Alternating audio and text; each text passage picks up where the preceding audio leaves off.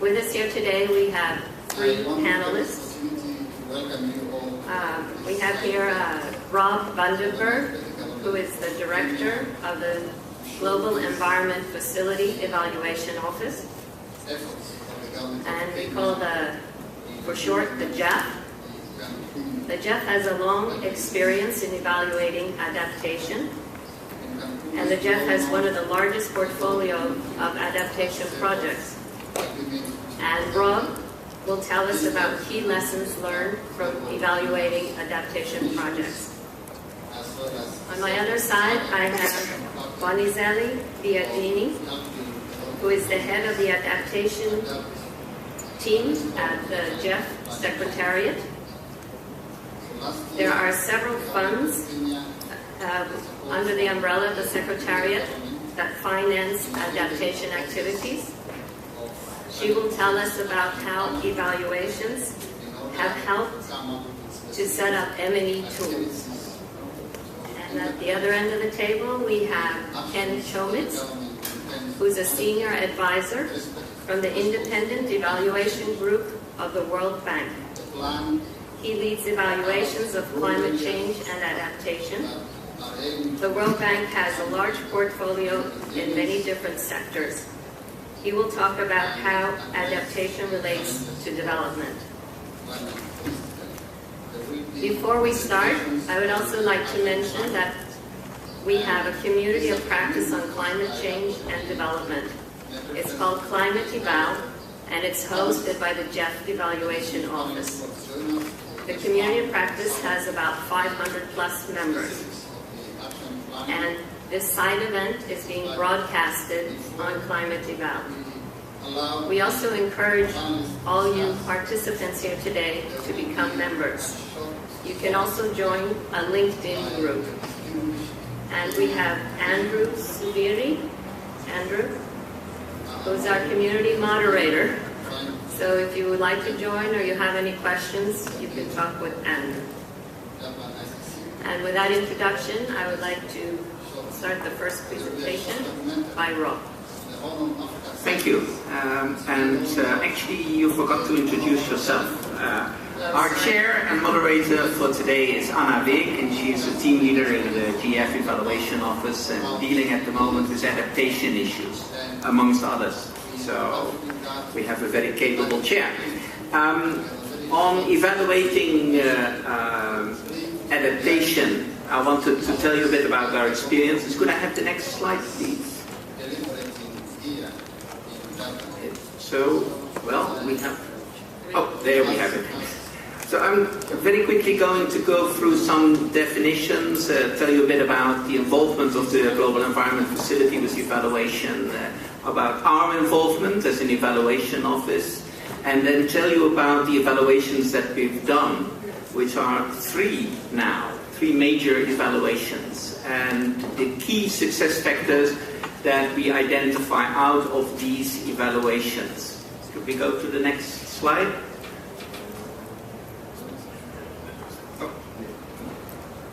Okay, so this may be too small to read, but anyway, you can download this presentation from the UNFCCC website, and we'll also make it available on our own website.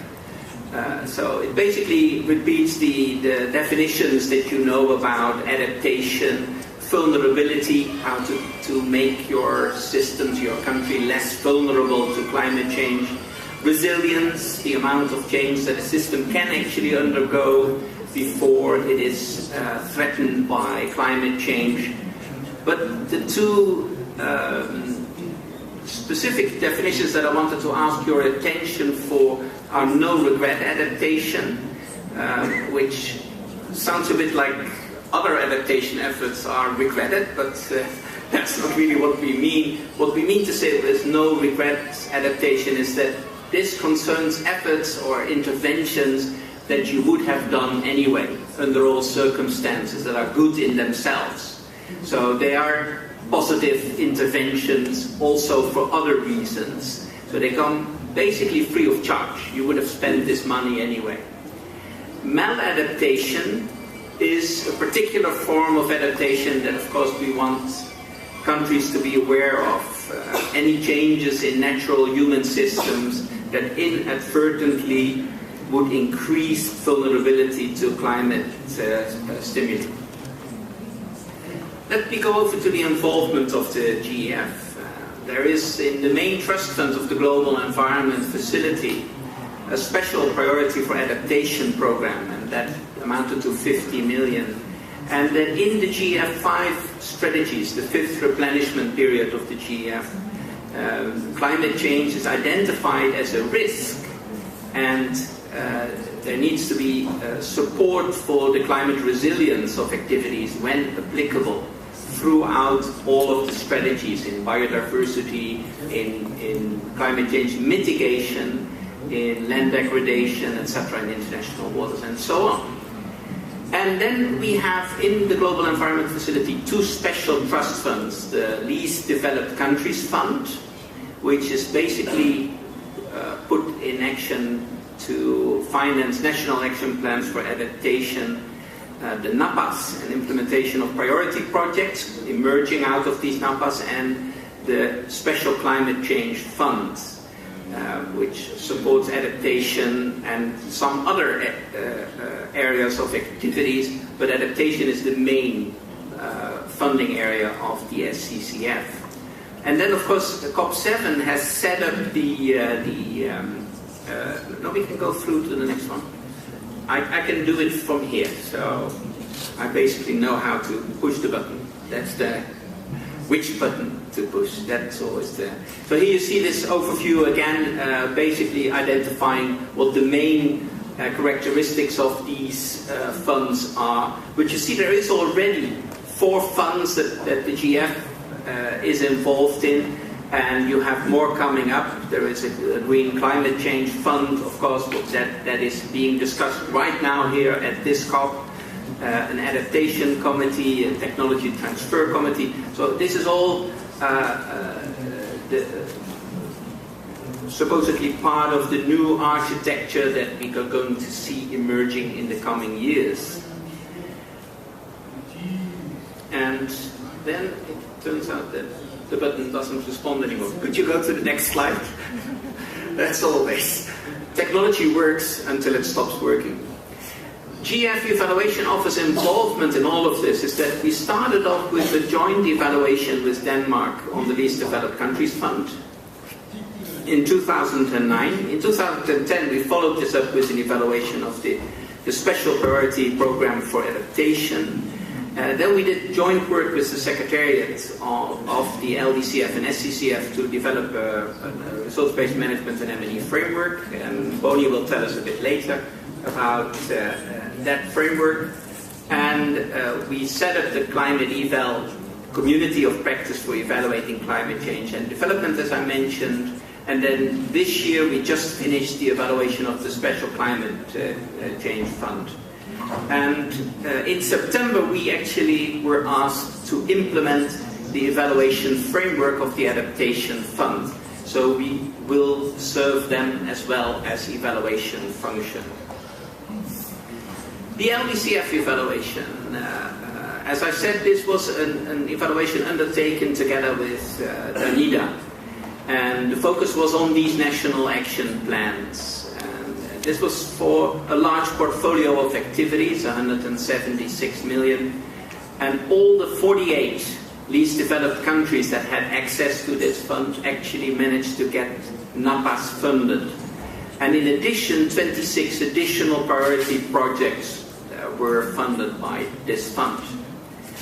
We concluded that the COP decision to set up this specific fund was indeed fulfilled in its initial implementation of the LDCF, that the NAPAs had increased awareness in the countries about adaptation issues, and they were actually useful statements on adaptation, how the countries were supposed to tackle adaptation.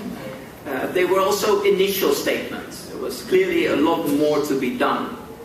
But they identified priority projects, but not thematic transformative approaches to climate change. So basically, they went for the first steps that you can take as a country to tackle adaptation. The scale and the unpredictability of funds available to the Least Developed Countries Fund was not appropriate. We clearly saw a gap emerging between the identified priority projects and the funding available. And you know, with a funding gap like that, people, donors, for example, will say, look, this project was developed by the LDCF. The LDCF should fund the follow-up activities. Why should we take care of this? There is actually a funding problem. If you are working in a certain stream of activities and the funding is not sufficient then to fund the follow-up activities, it's difficult for countries then to get other funding sources in. The processes of funding approval were slow and complex, but let's not go into that right now. Improvements were noted, and there was no evidence yet of impact on the ground, given the fact that this is all relatively short time that this was developed. So let me go over to the next slide.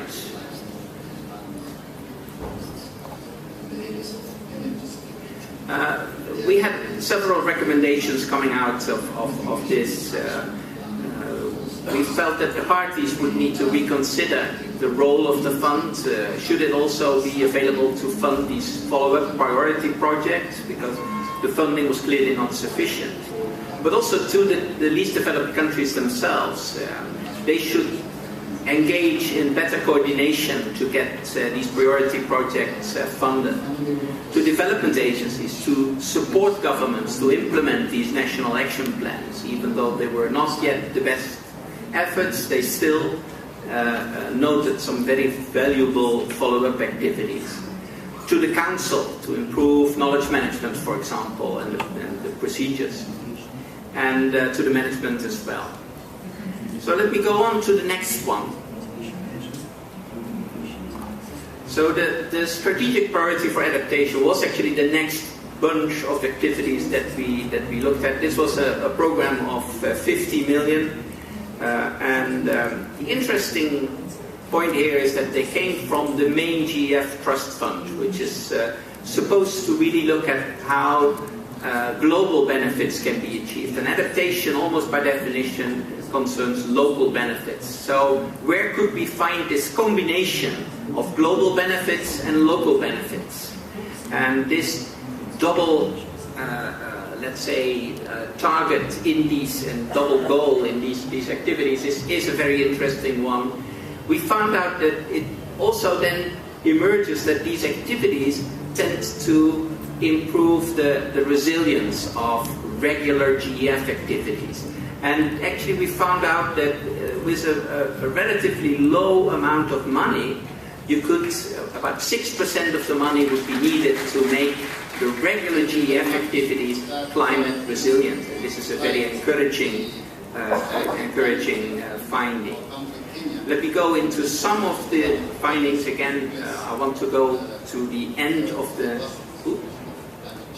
It doesn't seem to... Could we go to the next slide? I'll go back to the buttons don't work. We had 10 conclusions, but I really want to ask only attention for 3 of them.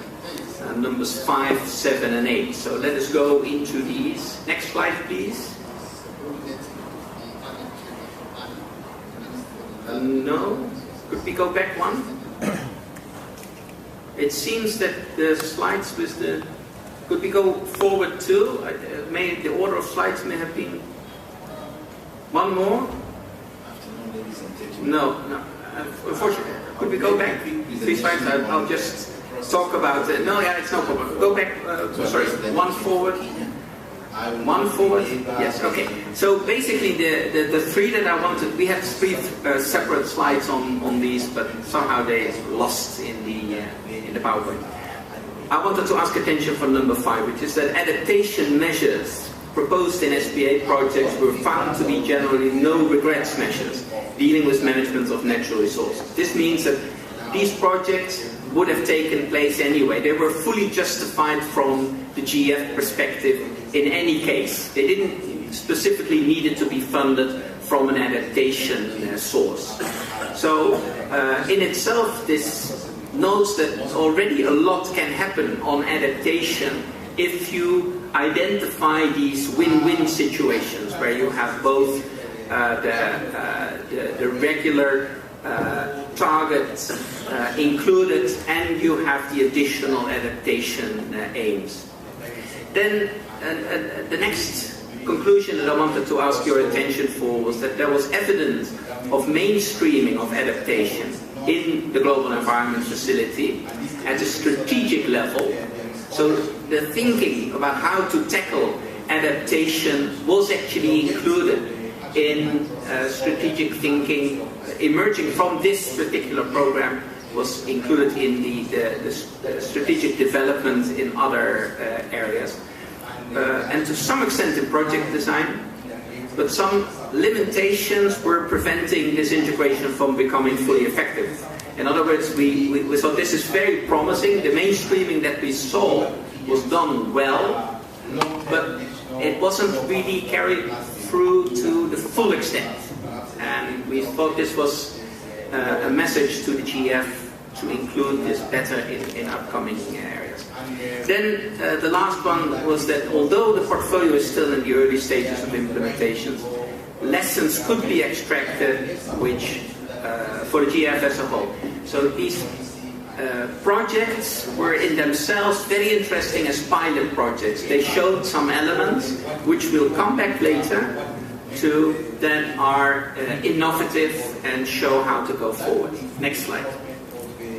Then the most recent evaluation that we've done is the Special Climate Change Fund. Here you see an overview of the portfolio. It's much less big than the other funds. It is relatively small, and this is a problem in itself. Let's go over to the next slide. We concluded basically that the programming that was done in SCCF was in accordance with the COP request.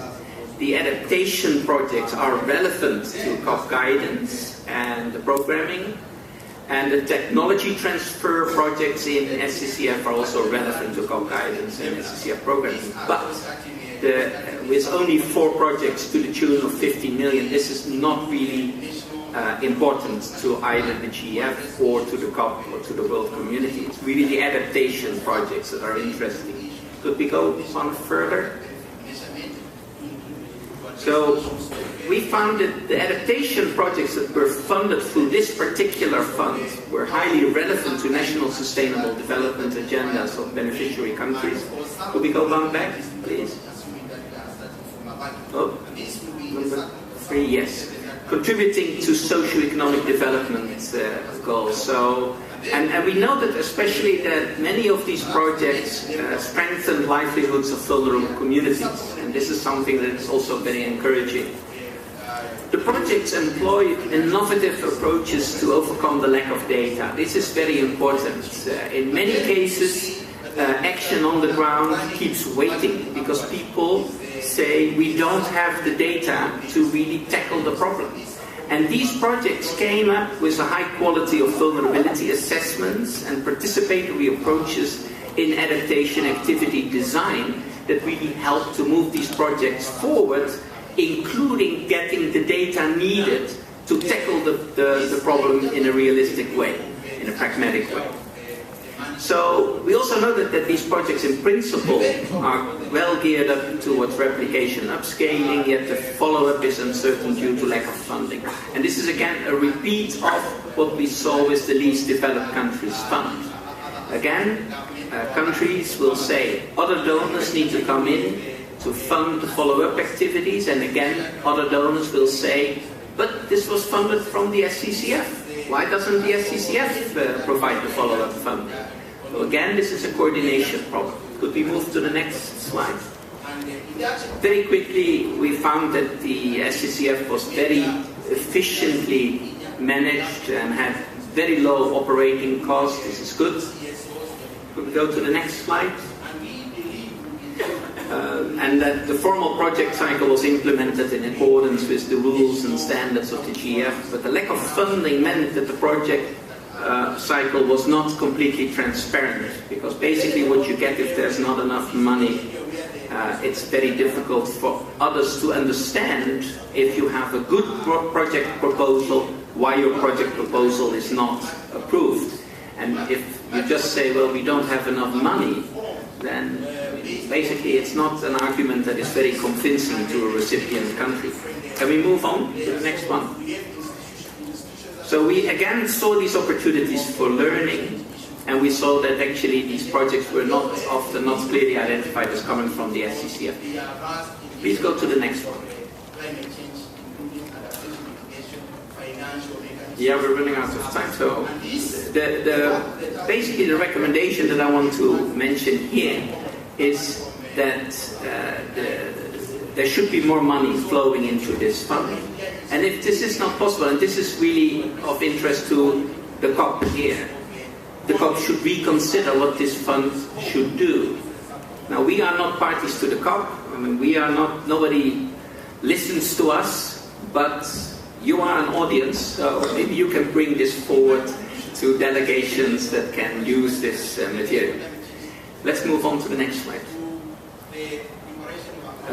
This is more, one more, please.